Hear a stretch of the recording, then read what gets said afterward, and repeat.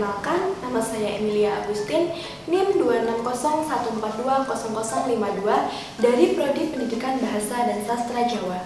Hari ini saya akan menjelaskan tentang sintaksis. Pengertian sintaksis menurut 5 pakar bahasa. Yang pertama ada menurut Verhaer. Menurut Verhaer, sintaksis merupakan tata bahasa yang membahas hubungan antara sebuah kalimat dengan tuturannya. Yang kedua ada menurut Manaf. Sintaksis merupakan cabang dari linguistik yang membahas struktur internal dari sebuah kalimat, yang mana berupa frasa, klausa, dan juga kalimat. Yang ketiga ada menurut Postal.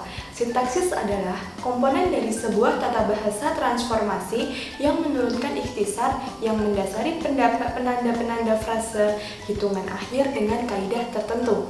Yang keempat ada menurut Krida Laksana. Sintaksis merupakan sistem bahasa yang mana mencangkup tentang kata yang sering dianggap sebagai bagian dari gramatika, yaitu morfologi dan cabang linguistik yang mempelajari tentang sebuah kata.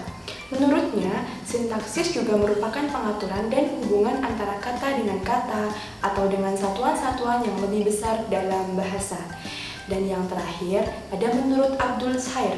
Sintaksis merupakan sebuah tatanan linguistik umum yang membicarakan kata dalam hubungannya dengan kata lain ataupun dengan unsur-unsur lainnya sebagai suatu satuan ujaran. Yang selanjutnya ada cakupan sintaksis. Yang pertama ada pengertian sintaksis. Secara etimologi, sintaksis berarti menempatkan bersama-sama kata-kata atau kelompok kata menjadi kalimat. Sintaksis adalah cabang ilmu bahasa yang membicarakan seluk-beluk wacana, kalimat, klausa, dan juga frase. Yang selanjutnya ada fungsi sintaksis. Fungsi sintaksis adalah hubungan antara unsur-unsur bahasa dilihat dari sudut pandang penyajiannya dalam ujaran atau klausa. Jenis fungsi sintaksis yang umum diakui adalah subjek, predikat, objek, pelengkap, dan juga keterangan. Fungsi sintaksis memegang peran paling dominan dalam teori tata bahasa, dependensi, dan menguraikan setiap unsur kalimat menjadi fungsi sintaksis yang lebih spesifik.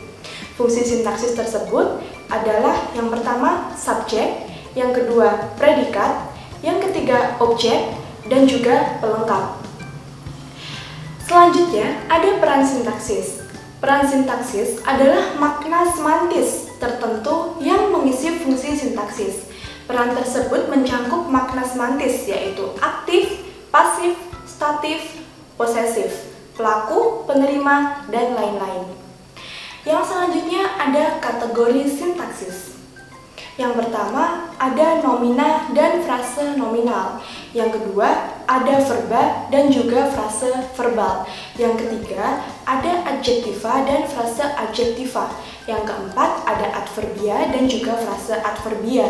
Yang kelima ada numeralia dan juga frase numeralia. Yang keenam pronomina dan juga frase pronomina.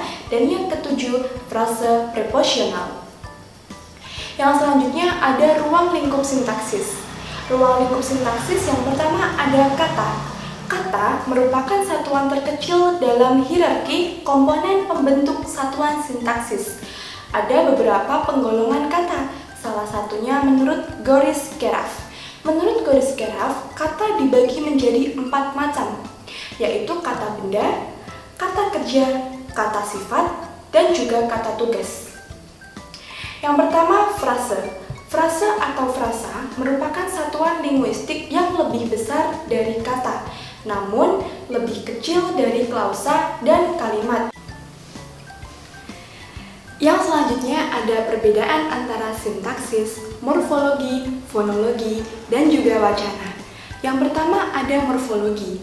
Secara harfiah, morfologi berarti pengetahuan tentang bentuk atau morfos, merupakan salah satu cabang linguistik atau ilmu bahasa yang menyelidiki seluk-beluk struktur internal kata dan berpengaruh pada perubahan struktur tersebut terhadap arti dan golongan kata.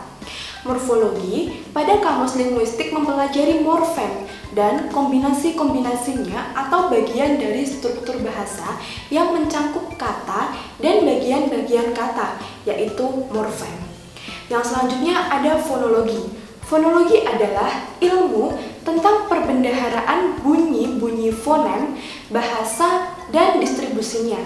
Fonologi diartikan sebagai kajian bahasa yang mempelajari tentang bunyi-bunyi bahasa yang diproduksi oleh alat ucap manusia.